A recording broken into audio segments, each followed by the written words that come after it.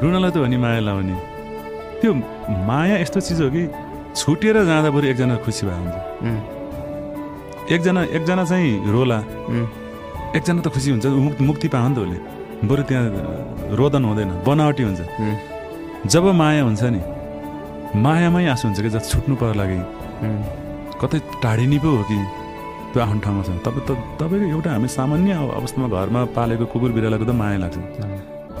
तपाईँको एउटा केही अब पपुलर केही भइदियो भने मान्छे दिनभरि रोएको मैले देखेको छु।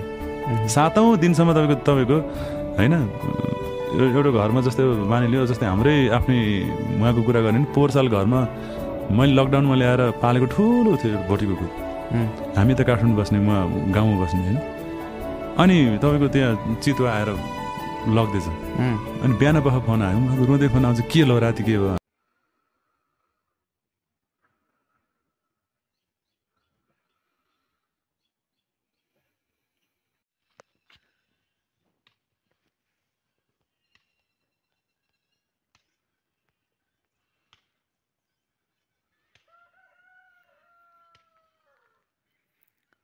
चाहिँ तल हुस्सो लागेर ड्याम्म भएको छ साथी हो। बल्ल बल्ल घर आएर घाम ताप्नु पायो।